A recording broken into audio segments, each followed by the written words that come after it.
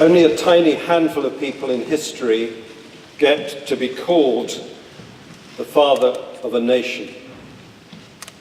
But in the most literal sense, that speaks precisely of who Nelson Mandela is for the people of South Africa. Who is he for us here in Leicester, more than 20 years after his release, more than a decade after his retirement as president of his country? He is perhaps the father of our freedom, because supremely his life speaks of what sets all of us free. Perhaps just three things. First, we're set free by our readiness to forgive and be forgiven by others. Mandela so clearly understood this when he wrote those words read to us earlier: "I am not today free if I am taking away someone else's freedom." And those long years in prison forged that determination to work for peace and forgiveness, not only in his country and throughout the world, and why his life reminds some people of many of the qualities of the life of Jesus Christ, who, when being executed, prayed the prayer, "Father, forgive them. They know not what they do." Second, we're set free when we're prepared to let go our own security, based on our power, our status, or reputation, for the sake of a greater good.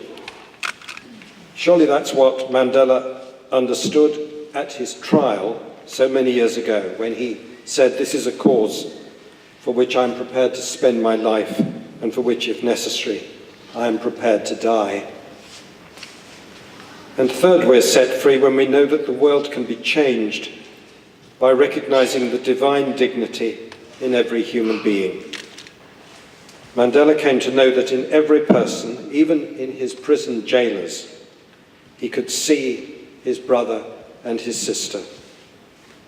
And that quality he shared with many others, perhaps particularly with his friend Archbishop Desmond Tutu, as some of us saw when he came to Leicester last year, seeing the very best in friends and strangers alike, because they, like him, were a child of God and reflected the likeness of Jesus Christ.